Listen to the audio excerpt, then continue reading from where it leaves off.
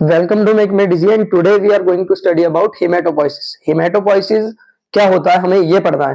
तो हेमेटोपोइसिस एक ऐसा प्रोसेस है जिससे क्या होता है हमारे ब्लड सेल्स जो है वो प्रोड्यूस होते हैं और प्रोड्यूस उन्हें कौन करता है, स्टेम सेल्स करते हैं। तो हेमेटोपोइसिस के पूरे प्रोसेस में हमें स्टेम सेल्स का डिवीजन देखना है कि कैसे कैसे ये माइलॉइड लिम्फोइड सीरीज में डिवाइड होके फिर अलग अलग तरह के जो ब्लड सेल्स हैं जैसे आरबीसी डब्ल्यूबीसी उनको प्रोड्यूस करते हैं। तो स्टेम सेल्स की डेफिनेशन क्या है? Cells that have a potential to develop into many different types of sales.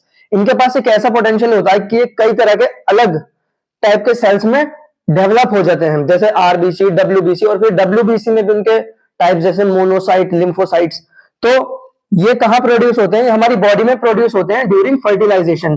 Fertilisation 5 to 6 days में ही फर्टिलाइजेशन के ये हमारी बॉडी में प्रोड्यूस हो जाते हैं। अब इनका कौन सा टाइप होता है जो ब्लड सेल्स को प्रोड्यूस करता है? क्योंकि हमारी बॉडी में कई तरह के सेल्स होते हैं, जैसे न्यूरॉन्स होते हैं, तो न्यूरॉन्स को न्यूरल स्टेम सेल्स प्रोड्यूस करते हैं, स्किन सेल्स को स्किन स्टेम सेल्स प्रोड्यूस करते हैं। तो ब्लड को कौन से करते हैं?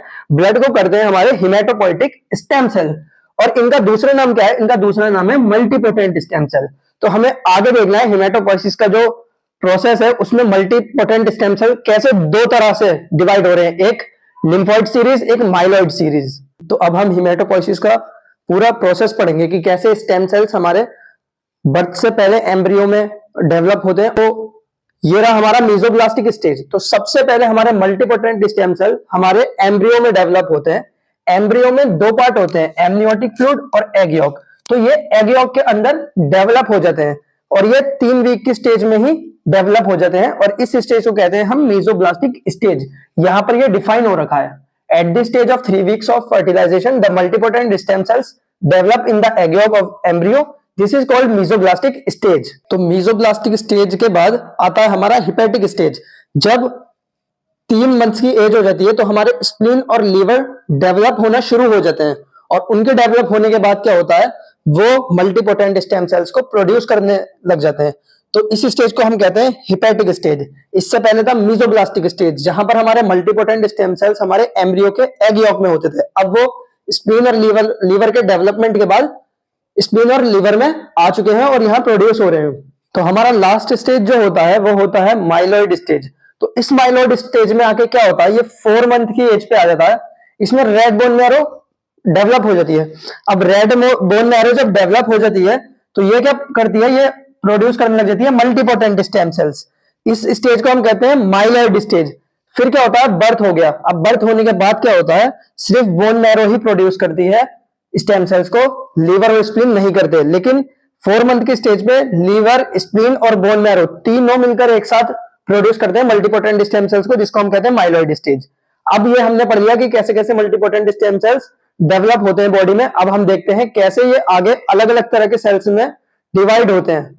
तो अब हम देखते हैं कि मल्टीपोटेंट स्टेम सेल्स कैसे डेवलप होते हैं आगे जाकर ब्लड सेल्स में।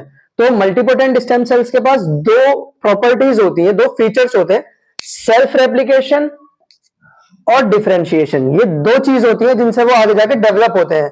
सेल्फ रेप्लिकेशन में क्या करते हैं मल्टीपोटेंट स्टेम सेल्स, अपने ही जैसे स्टेम सेल्स, अपने ही जैसे ब्लड सेल्स को क्या करेंगे, वो प्रोड्यूस कर देंगे, जिनका एग्जांपल है लिम्फोइड प्रोजेनिटर सेल्स। इसमें सिर्फ लिम्फोइड जैसे ही सेल्स प्रोड्यूस होंगे। अब डिफरेंशिएशन में क्या होगा, ability to produce different type of cells, नाम से ही पता चल रहा है डिफरेंशिएशन। और एग्जांपल क्या है इसका, माइलॉइड प्रोजेनिटर सेल्स। देखिए कैसे इस सेल ने 2 अलग तरह के सेल्स को डेवलप किया और यहां पर देखिए सेल्फ रेप्लिकेशन में इसने अपने ही जैसे 2 सेल्स को डेवलप कर दिया। तो ये 2 प्रॉपर्टीज होंगी मल्टीपोटेंट स्टेम सेल्स की। तो अब हम देखते हैं कि कैसे मल्टीपोटेंट स्टेम सेल्स अपनी कैपेबिलिटीज से ब्लड सेल्स को प्रोड्यूस करेगा। तो इनकी 2 कैपेबिलिटी थी, 2 फीचर थे मल्टीपोटेंट स्टेम सेल्स के, सेल्फ रेप्लिकेशन और डिफरेंशिएशन। सेल्फ रेप्लिकेशन में अपने जैसे सेल, डिफरेंशिएशन में अलग अलग तरह के सेल। तो सेल्फ रेप्लिकेशन में लिम्फोइड प्रोजेनिटर सेल्स आते हैं। उन्होंने कैसे सेल्स को प्रोड्यूस करा, लिम्फोब्लास्ट लिम्फोब्लास्ट लिम्फोब्लास्ट, तीनों ही एक जैसे। और लिम्फोब्लास्ट ने नेचुरल किलर सेल्स को प्रोड्यूस करा, एक ने टी लिम्फोसाइट्स को, एक ने बी लिम्फोसाइट्स को। एक चीज यहां पर जानने की बात है कि टी लिम्फोसाइट्स जो होते हैं वो हमारे बोन मैरो में प्रोड्यूस होते हैं, लेकिन उनका मैच्योरेशन जो होता है वो कहां होता है, हमारे थाइमस ग्लैंड में, इसलिए हम इनको टी लिम्फोसाइट कहते हैं। तो डिफरेंशिएशन देख लेते हैं। अब डिफरेंशिएशन से कैसे वो प्रोड्यूस करेंगे, तो डिफरेंशिएशन हमें माइलॉइड प्रोजेनिटर सेल्स में दिखती है।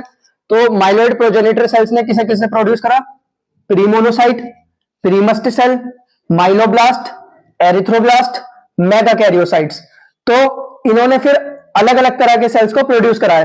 प्रीमोनोसाइट्स ने मोनोसाइट्स को बनाया, फिर प्रीमस्ट सेल्स ने मस्ट सेल्स को बनाया, फिर माइलोब्लास्ट ने इजनोफिल्स, बेसोफिल्स, न्यूट्रोफिल्स को बनाया, एरिथ्रोब्लास्ट ने हमारे रेड ब्लड सेल्स यानी आरबीसी को बनाया, और मेगाकैरियोसाइट्स ने हमारी प्लेटलेट्स को बनाया।